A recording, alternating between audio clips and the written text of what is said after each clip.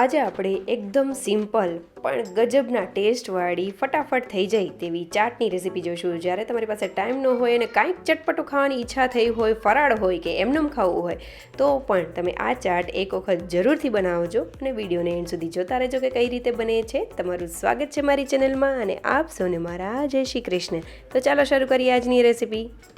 તો સૌથી પહેલાં આપણે બટેકાને લઈ લઈશું. તો મેં આ રીતના નાની સાઇઝના એકદમ નાની બટેટી આવે એ લીધેલી છે, તેને બાફી લીધેલી છે. અને આ બટેકીને બાફતા જરા પણ વાર નથી લાગતી, માત્ર 2 સીટી વગાડો એટલે સરસ એવી અંદરથી સરસ એવી કૂક થઈ જાય છે.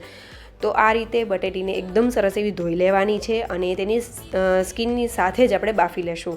તો તમે જોઈ શકો છો આવી નાની બટેટી છે તે સસ્તી પણ આવે છે અને ફટાફટ બફાઈ પણ જાય છે, એટલે ટાઈમનો કોઈ એટલો બધો ટાઈમ લેતી નથી. તો હવે આ રીતે થોડી ઠંડી થઈ જાય એટલે આપણે તેને 2 હાથની મદદથી આ રીતે સ્કિનની સાથે જ હળવા હાથે પ્રેસ કરી દેશું. તમે જોઈ શકો છો આ રીતે બહુ વધારે મેં પ્રેસ નથી કરેલું, આ રીતે જ કરેલું છે. અને તેને બધું પાણી કાઢીને થોડી વાર માટે રાખી દેશું એટલે તે નીતરી જશે, એટલે કે ઉપર બહુ વધારે ભીનાશ જેવું નહીં લાગે.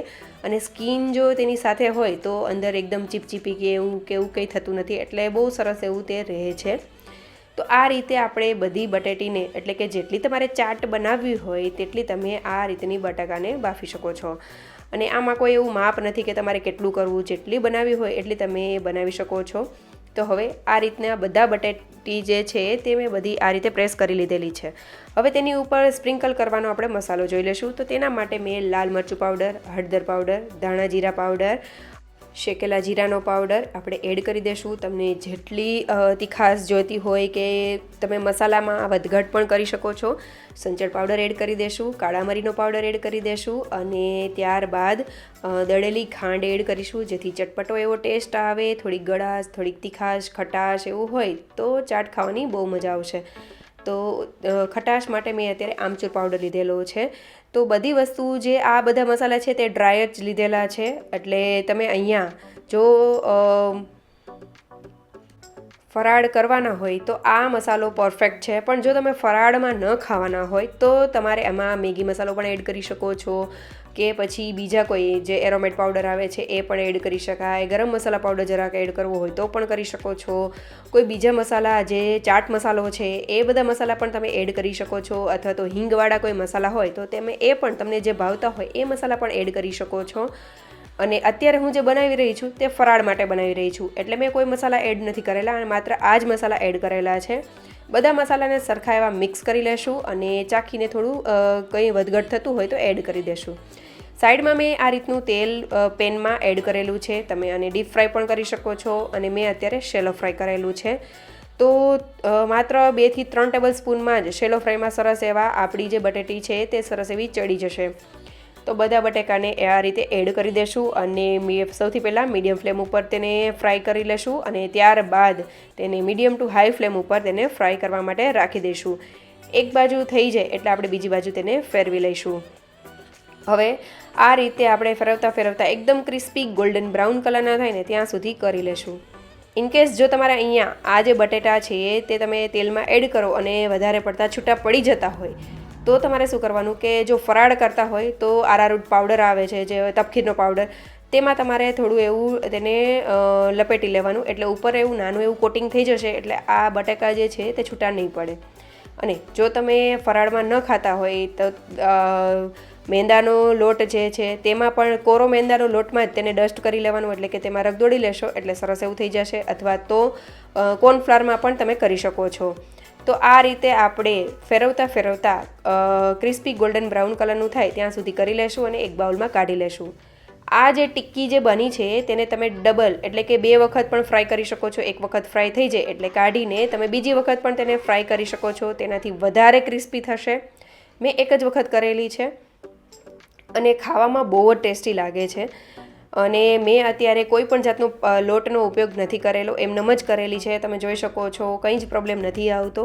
પણ જો તમારે પ્રોબ્લેમ આવે તો તમે એ રીતે કરી શકો છો. હવે આ રીતે એક બેચ તૈયાર થઈ ગઈ છે અને આપણે બીજી બેચ આ રીતે એડ કરી દઈશું પેનમાં. અને જે તૈયાર થઈ ગયેલી બેચ છે તેમાંથી તમે જોઈ શકો છો કે કેટલી ક્રિસ્પી બની છે.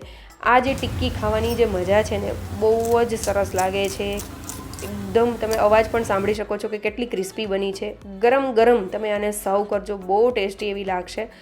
ઉપરથી બધો જે મસાલો બનાવેલો છે તે આપણે સ્પ્રિંકલ કરી દેશું અને કોટ કરી લેશું, જેથી કરીને બહુ સરસ એવું તેની ઉપર કોટિંગ થઈ જશે જ્યારે ગરમ ગરમ હશે ત્યારે જ.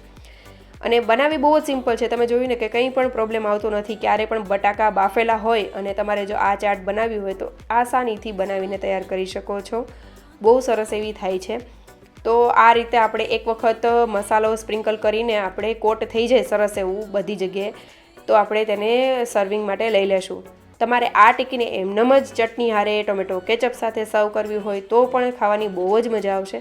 પણ આજે આપણે ચાટ બનાવી રહ્યા છીએ તો તેના માટે મેં એક ડિશમાં સરસ એવી ગોઠવી દીધેલી છે. ત્યારબાદ તેની ઉપર તમારે ગળ્યું દહીં ખાવું હોય તો એ, અથવા તો મોડા દહીંને આ રીતે થોડું એવું ફેટી લેશું અને એકદમ જાડું હોય એ રીતે તેની ઉપર ફેલાવી દેશું. ગ્રીન ચટણી આપણે ચાટની ચટણી, અથવા તો મેં અત્યારે જે રાજકોટની ફેમસ ચટણી હોય છે એ ચટણી બનાવેલી છે, તો તેને આપણે ઉપરથી સર્વ કરી દેશું. ત્યારબાદ ખાટી મીઠી જે આંબલીની ચટણી હોય તે આપણે ઉપરથી રેડી દેશું. તમારે જેટલી ક્વોન્ટિટીમાં તમારે જેવી ખટાશ ગળપણ જેવું ભાવતું હોય એ રીતે આપણે કરવાનું છે. ત્યારબાદ ઉપરથી ધાણાભાજી સ્પ્રિંકલ કરી દેશું. જો તમે ફરાળમાં ન ખાતા હોય તો ડુંગળી, સેવ, પછી બીજા કોઈ પણ વસ્તુ તમારે એડ કરવી હોય ઉપરથી દાડમના દાણા છે, કાચી કેરી છે, કાંઈ પણ વસ્તુ તમારે એડ કરવી હોય ચાટમાં જે આવતી હોય એ પણ તમે કરી શકો છો. ને ફરાળમાં મેં રાખેલી છે એટલે બહુ સિમ્પલ એવી રાખેલી છે, તો પણ બહુ ટેસ્ટી એવી બને છે. બધાને ખૂબ જ ભાવશે આ ચાટ. તમે એક વખત જરૂરથી બનાવજો. સાથે મેં કાજુ આ રીતે કટકા કરીને ઉપરથી એડ કરેલા છે. તમે દાડમના દાણા પણ એડ કરી શકો છો. હવે આપણે તેને સર્વ કરી લેશું. બહુ ટેસ્ટી એવી એક વખત જરૂરથી આ ચાટને બનાવજો અને મને કમેન્ટ જરૂરથી કરજો કે તમને આ સિમ્પલ પણ ગજબની ટેસ્ટી લાગે ને એવી ચાટની રેસીપી તમને કેવી લાગી. બનાવી બહુ જ સિમ્પલ છે. ઉપરથી થોડો જે આપણે મસાલો છે એ ઉપરથી સ્પ્રિંકલ કરી દેશું એટલે બહુ સરસ એવો ટેસ્ટ આવશે. એક એક બાઇટમાં બહુ જ ગજબનો સ્વાદ આવશે. તો જરૂરથી આ મારી રેસીપી ટ્રાય કરજો અને આજની રેસીપી સારી લાગી હોય તો લાઇક, શેર અને સબસ્ક્રાઈબ કરજો. Thank you for watching.